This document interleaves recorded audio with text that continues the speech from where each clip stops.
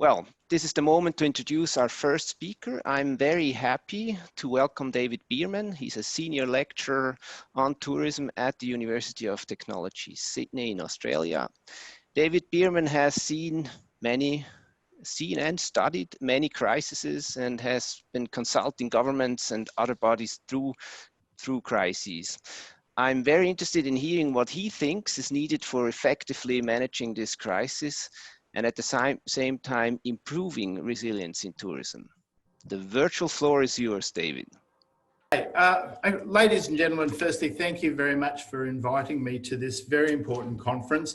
I'd like especially to thank Angie and Katerina, who actually briefed me very well before this, because it's an amazing organisation you have. And the work that you do is actually very much a part of one of our capstone subjects. So we actually have a subject at the university here, which focus on major issues in tourism. And actually we devote about a third of that course to human rights. So I just thought it'd be nice for you to be aware of that. What I'm going to talk about today is both the problems and also the possible solutions to the whole issue of coronavirus in tourism.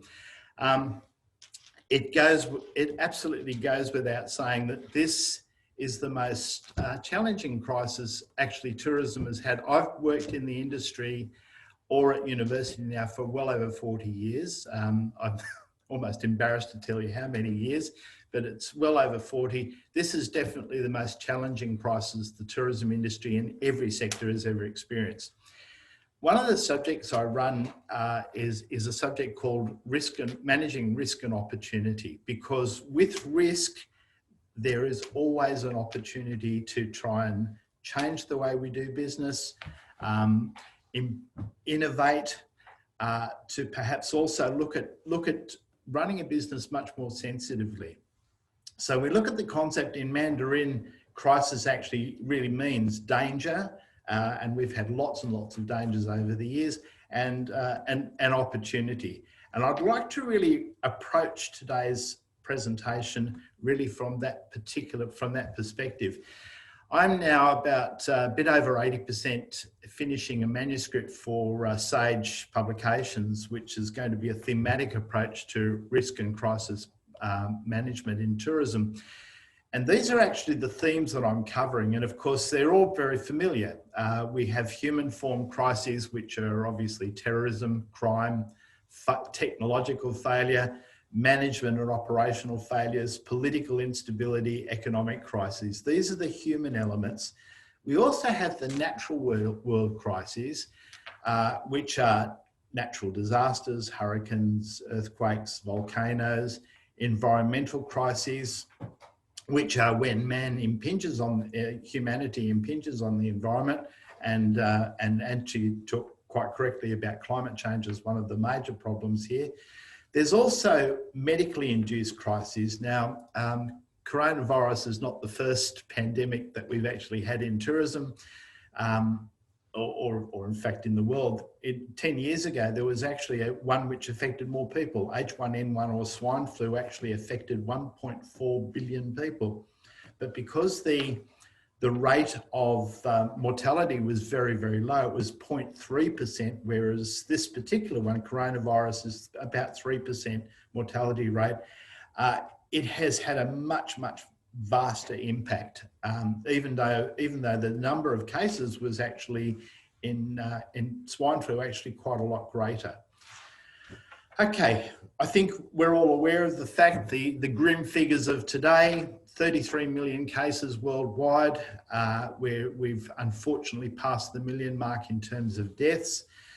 As we're very, very well aware, the areas which are the most problematic in terms of both cases and the number of fatalities has been the United States, India, Brazil, and many, many parts of Western Europe, UK, France, Spain in particular, and Italy have all had a very, very nasty exposure to this disease. And I think everybody is well aware of those facts. I wanted to also show you just something to counterbalance that to a certain extent. When the disease first really started to take hold, and we first really heard about it in the West in January of this year, I actually happened to be in Thailand at that time, partly on holidays and actually partly giving guest lectures to various places. And I was actually there the day that the announcement in China came out on the 21st of January that Chinese travel would be stopping. And in fact, I had been in Chinatown in Bangkok the day before on the 20th. The place was full of Chinese. Went back to Chinatown on the 21st. There were no Chinese to be seen in Bangkok. So this was the beginning of the crisis, and it was. And what we've actually found is that we've gone through stages of lockdown in many countries. I know, for example, the UK is just going through a second wave of lockdown. But the interesting thing is, if you look at this particular map, which comes from the UN World Tourism Organization, and the green areas are those countries which are actually starting to ease some of their restrictions. And the problem with many of the restrictions is that they have a huge impact on tourism activity, because tourism activity isn't just about hotels, flights, and cruises. It's also about restaurants, cinemas, places, attractions to go out to. And many of these places have been closed off during the lockdown. So the easing of lockdowns is actually quite important in terms of enabling people to actually experience tourism. A few things which make this particular crisis different from others, and I've actually been working now on tourism risk and crisis management for the best part of 25 years. I first got introduced to it. I was head of the Israel Government Tourist Office, and on my watch in 2000 to 2003 was the Intifada. That's what made me interested in how everybody else and every other sector of the tourism industry looks at crisis, and so it really started from a very practical thing. But the key issues which make this one different from others, we've had pandemics before, but this pandemic is one which has actually led to borders being closed, incredible restrictions and limitations on travel and tourism. Not only between countries, but even within countries. We've had this crazy thing in my country, in Australia. We have 6 states and 2 territories. And as a person living in New South Wales, I still can't travel to Queensland, which is the state to the immediate north to me, and I can't travel to Victoria, which is the state to the immediate south of me. I think this has happened in many other larger countries in Europe, where there have been provincial lockdowns between areas. The other second thing, which is really a key issue, a key distinctive issue, is the fact that every sector in tourism is affected. So this is not just a problem for travel agents or tour operators or airlines or cruise operators. It's a problem for all of us, for every sector. And I do say us because even as a university lecturer, if this crisis keeps going on, no students are going to become enrolled in our courses. So we are literally in this together. The other issue too, which has been really a complicating factor, is that the ability of people to travel. So even if they can travel from one country to the next or one jurisdiction for the next, many people will find that they have to be quarantined on arrival in the destination. They could be quarantined when they're coming on back. The other thing which has been a huge problem, particularly for events and sporting areas, has been the whole issue of social distancing. So these are unique issues. The other thing which is difficult from a prevention point of view is that as many people are asymptomatic, in other words, their symptoms are invisible, it's very difficult to tell who actually has coronavirus and who doesn't. So what we saw earlier on is that tourism really started off as an industry which was going to grow forever. And it's really interesting. I've looked at, in the chapter I've actually done on coronavirus, I looked at the major paradigms of tourism, past and present future.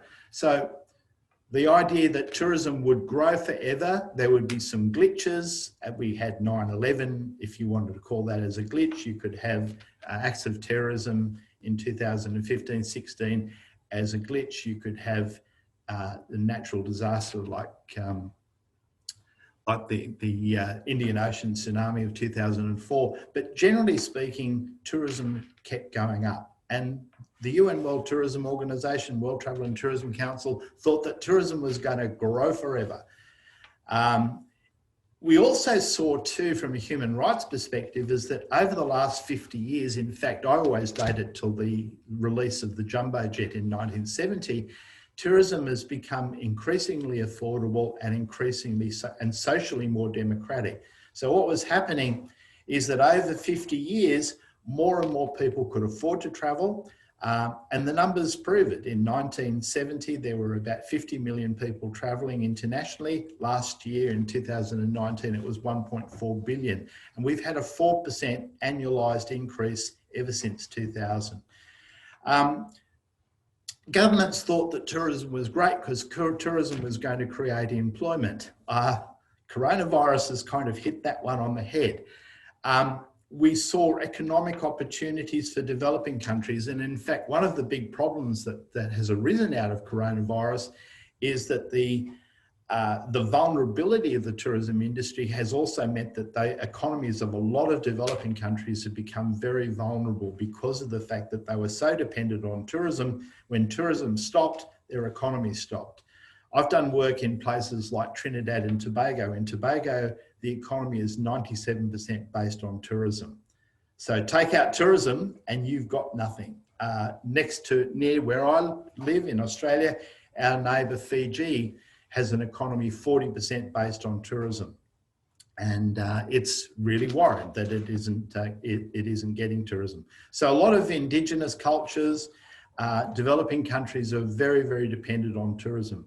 So the challenge in a sense is that firstly, the restrictions on tourism have meant that the impact of tourism's strength in the economy has been gravely weakened, and I think everybody understands that. We've had massive job losses in tourism. Probably about a third of the tourism jobs have actually been lost this year, so it's well over 100 million. One thing that we also found out is that the fundamental model in which nearly every tourism business actually conducted itself, which was basically high volume, very low yield, that model is kaput, if I may use a common expression here. The reason for that is that basically most tourism businesses, including many that I used to work in, used to try and wanted to get more and more people to go on the bus tours, the coach tours, the airlines, the hotels. We've had hotels which now, I think the largest hotel in the world has 8,000 rooms. The largest cruise ship can take 6,800 passengers. The largest aircraft can take, several hundred passengers very easily. When you had all those things filled, those businesses were making money. That is no longer the case because coronavirus has damaged that. We've also found too that because of social distancing and many of the other restrictions that have come into it, tourism is likely in the next few years to become the plaything of the elite, just like it was in the good old days of the 17th, 18th and 19th centuries. Economies that are very reliant on tourism, of course, are in recession or depression. So we've got some very, very big problems. There is a good news. Sustainability has been enhanced because all of a sudden the emissions that are coming from aircraft have been reduced because there are no aircraft flying. We're certainly finding that many of the environments in many of the popular destinations have improved. The concept of over-tourism is at least temporarily a thing of the past. And it's interesting, there's been two models of how societies have actually handled this particular issue of COVID-19.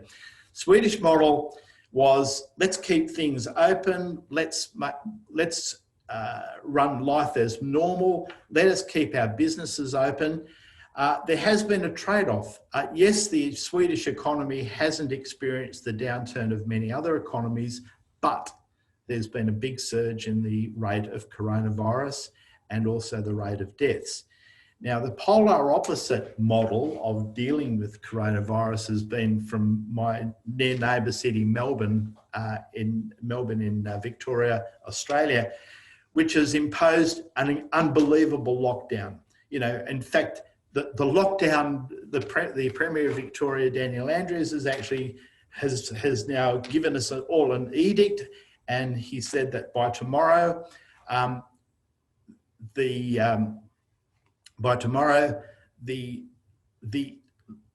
restrictions on movement. So people were supposed to be under curfew in a democratic country from 5 o'clock in the afternoon till 5 o'clock the next morning. The curfew is being lifted tomorrow. So what we've actually found is that you get certain states that really turn a place into a police state. That of course means everything's closed, cinemas, restaurants, everything. So these are the two extremes, and of course in between there are many nuanced ways in which countries and destinations have handled these things. Interestingly enough, here in Australia, which we like to think of as a democracy, we actually have a travel ban. We've had a travel ban. So Australians are banned from travelling outside Australia, and that's been in effect since the 25th of March. We're not the only country in the world, but other countries that are doing it tend to be totalitarian, and that is a major problem. And in fact, because I'm on the advisory board to the Department of Foreign Affairs and Trade in Australia, I actually asked the head of the department, why do we have a travel ban? And he really couldn't give me a very good answer. I'm still waiting actually for his answers, because I told him I'm actually speaking at the Human Rights Roundtable, and I'd really love you to explain to me why we have a travel ban. Now, most countries have government travel advisories which actually do restrict travel to a certain extent, and that has been very common, and Australia and New Zealand certainly have had it, and probably most countries in the world have certain restrictions on travel. I might just add, to be fair, the travel ban in Australia actually does have a few exemptions, but usually for government ministers or sports people. Okay, so this whole issue about travel, travel bans and travel restrictions is a global problem. So we look at, as I mentioned, every sector of the tourism industry is copped a hiding from coronavirus. We see here, for example, with the airline industry, over 90% down. The big question is when is the recovery occurring? And for the optimists in the airline industry, in IATA, we're talking about 2023. For the pessimist, it's 2024-25. Take your pick, because it will be a fairly slow recovery process. So for businesses, and I've actually run some seminars in Australia for tourism businesses. I was actually a wholesaler for quite a few years. The biggest challenge is how do we manage to keep going? And in a lot of Western countries in particular, there has been a lot of government support. One thing which has been good in this country, and I'm sure it's also the case in the EU, because I've been following what's been happening there very carefully, and with the UK, is that governments actually have come up with a lot of supportive mechanisms to keep businesses afloat. The problem is, the funding is not going to be around forever. So businesses have to find ways to try and develop some cash flow. That's always been very, very challenging when, particularly for travel agents and tour operators, you're spending more time giving people refunds than you actually are selling tickets. So look at long-term selling. The other thing which is really important is, apart from accessing government support, which does exist, is diversify and innovate your business. Really good, interesting case. The head of the Council of Australian Tour Operators here is a Dutchman called Dennis Bunning. And Dennis has tour operations all over the world. So what Dennis has done, he's actually started to do domestic tourism. He never thought in his wildest nightmares he was ever going to do that. But you really have to try and find the type of product which will sell. Yes, you can use some of the downtime for strategic planning and development. The good news is there will be a resurgence. Now, whether it's actually going to take a vaccine, whether it's going to take, better, more effective management of coronavirus, I'm not sure, but there will be a resurgence, and we're seeing actually evidence of that even through some of the travel bubbles that have occurred in Europe. The biggest challenge, I think, in the tourism industry also too is looking at how business travel, how corporate travellers can actually be sold corporate travel. We've been so used to having meetings like this on Zoom that actually it's going to be very difficult to convince businesses who have been very strapped through this crisis to actually run business tours and business travel arrangements. So few challenges, particularly for tour operators, because I understand that quite a few tour operators are here today. Firstly, what product can you market? Don't waste your time worrying about what you can't and moan about it. You've got to focus on what you can market. Get good at it.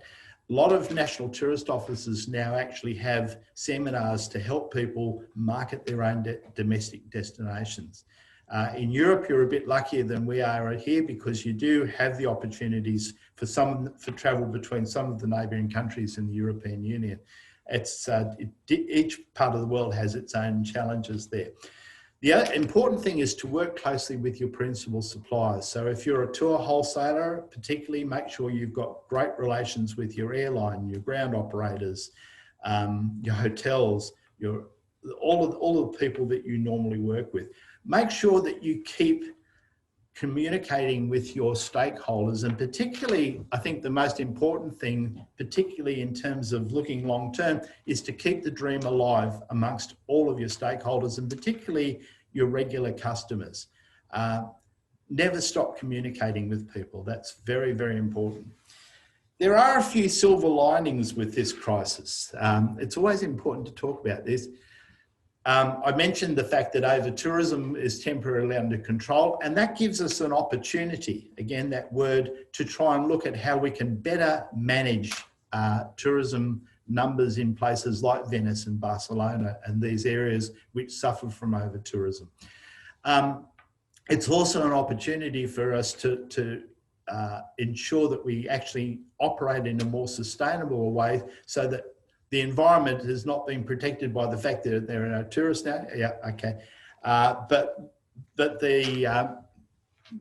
we do want to make sure that that tourism is really being helped by being more sustainable. So carrying capacity is very, very important. One thing which has been a real interesting silver lining is travellers are actually exploring their own countries.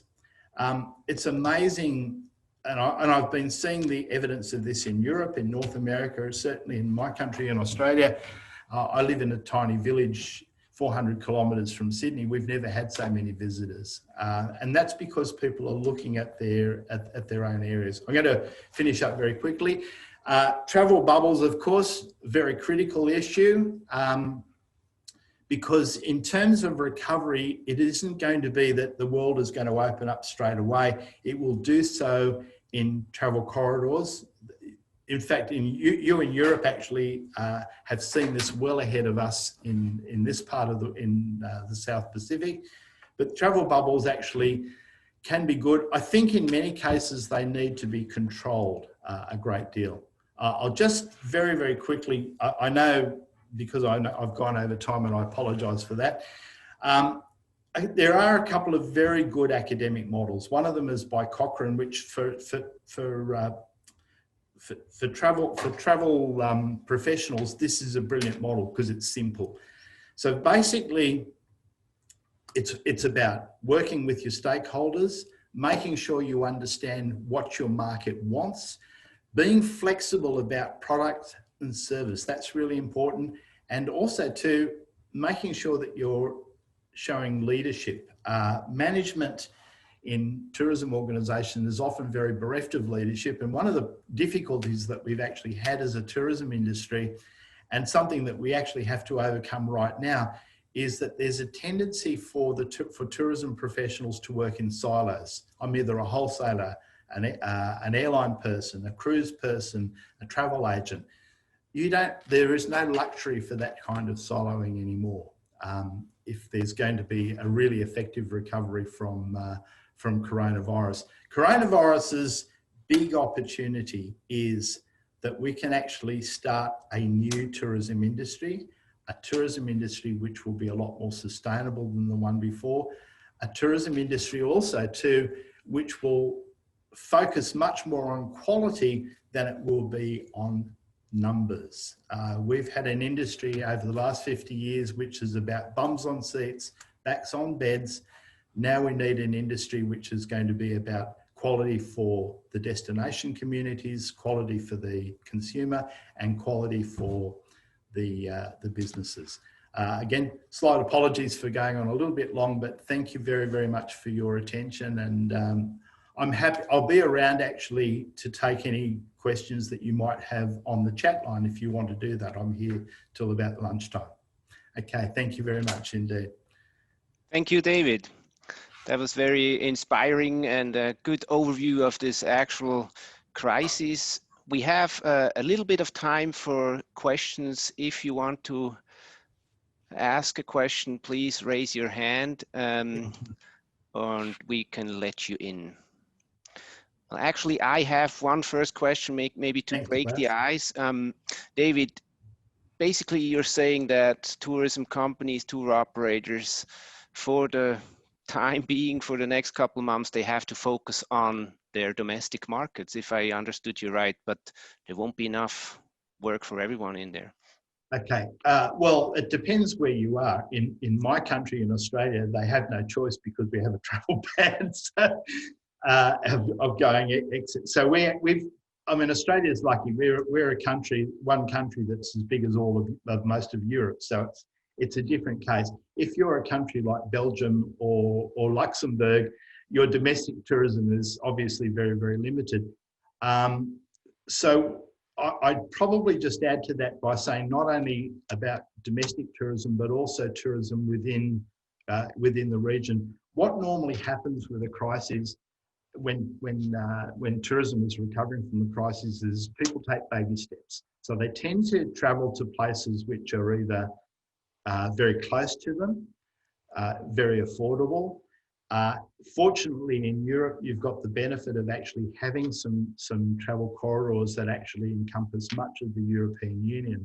So obviously, you don't have to think only of domestic in a European context, but as you can see, with some parts of the world, depending on how cut off those countries are from international travel, then that will determine perhaps the approach they have. So we talk about, I tried to mention, focus on what you can do rather than worry about what you can't do, because unfortunately in this particular crisis there's an awful lot of things you can't do. So that I guess is the challenge. I hope that helps, Klaus. Thank you. Are there any other questions at the moment? Please raise your hand. Yes, John, I can see you. Can you unmute yourself? There you go. Yeah, thank you very much indeed, David. It was a very good introduction to this tourism industry. Well, may I ask you please exactly to repeat what Klaus asked about domestic tourism? I want to just give an example of a country like Tanzania, which almost 90% of the tourism industry is based on foreigners. Yes. Okay, that's one thing. And the second thing, you talk about the quality of tourism. Yes. Okay, please, we'll just try to analyze. For example, Klaus said that, okay, in a country like Austria, where I'm living, a big percent or tourism industry that they are also domestic consumers. Therefore, the tourism industry, the domestic tourism principles could apply there. But in a country like Tanzania, where 90% or more than that, it depends on the foreigners. Yeah. And not even that, even the tourism industry itself, more than 70% of the tourism tour operators and hotels are managed by foreigners. Okay. I think that's an interesting question. Maybe we can let John, David take. Just very quickly, I actually had some experience in 2003, 2004 working with the Kenyan Tourism Board. So your next door neighbours basically in Tanzania. And the challenge, in a sense, as you quite rightly say, is that most of the tourists, particularly those who spend the largest amount of money, are safari tourists who go to both the Serengeti in Tanzania and who Masai Mara and some of the other reserves in Kenya. The challenge is, if I don't know off the top of my head what the rates of coronavirus actually are in Tanzania and in Kenya, but what there has been, I know one thing that I worked with the Kenyans over many years was developing a federation, a tourism federation between what we call the East African Tourism Federation, which is Tanzania, Zanzibar, Kenya, and Uganda, I think was the other one that was in there. This could actually create a larger domestic market for at least in the interim area, but I guess the first thing is how confident, and I don't know the answer to this question. You'd have to work this out. Is how confident is Tanzania about taking in tourists? What is the risk, particularly with coronavirus? And I don't know. I don't think the problem is as great in Tanzania as it is in other parts of Southern Africa in particular. Okay, thank you, David. Thank you. Maybe one last short question. Angela Kalish, I saw she wanted to ask something. Do you want to step in, please? Can you introduce yourself briefly so we know? Yes, thank you very much. My name is Angela Kalish. I'm director of Ananta Ethical Tourism Consultants, which I just set up last year, but also I'm the chair of Equality in Tourism, which works on gender equality in tourism. I wanted to ask, I know I have to be quick, but David, I'm interested in, there are many ethical issues which we have to face at the moment in respect of crisis and crisis recovery. I mean, just to mention a few, you mentioned over-tourism has been stopped, but actually it hasn't, because we found that as domestic tourism has increased, we found actually that a lot of domestic destinations have been completely overrun and overwhelmed with tourists and completely unprepared in this crisis when restrictions were eased. And another question, for example, is when travel bans are lifted and people can travel again, but actually COVID is still present in certain countries. How ethical is it actually for tourists to want to travel to those places where health systems are overloaded and many countries are struggling with health systems? How do we deal with that? I know that's probably not something that we can... It's a very big question, Angela, as you would appreciate. And I know, for example, when we do our current issues in tourism, as well as the human rights issues, we also go into ethical issues as well. I mean, I guess what I was trying to say in my presentation is that over-tourism is a much less of a problem through coronavirus than it was before. Sure. Then the Venetians now are complaining that we don't have enough tourists. The Barcelona people are complaining we don't have enough tourists. Sure, there might be still some instances of places which are getting some over-tourism at the moment. And probably to a certain extent, they may even welcome that on a very short-term basis. I guess the challenge that we have to have is to actually look long-term at setting some boundaries. And one of the biggest boundaries and one of the core issues in sustainable tourism is what we call carrying capacity. So whether you're talking about a national park, a cave, a city, an urban precinct, there are issues, a lot of ethical issues that go about favela visits, for example, in South America. We have no shortage of those, but I think what if there's anything that we can take as an opportunity, the hiatus to world tourism that's been caused by coronavirus actually gives us an opportunity to think about these issues that the travel industry have conveniently been ignoring for many, many, many years. And I know that because I'm on sort of both sides of the fence. I've been a tourism practitioner for 30 years. I've been a tourism educator for the last 12 or 13. And there is a big disconnect because in the practitioner's world, the first thing is, how can I make a living out of this? And then if I can get all these other things sorted out, like ethics, then we might come around to those. The consumer wants a much more ethical approach. That's the good news. And I think that's going to be a big driving force for positive change. And as I say, coronavirus gives us that break, a very unwelcome break, to actually focus on some of these very, very critical issues. Okay. Thank you very much, David.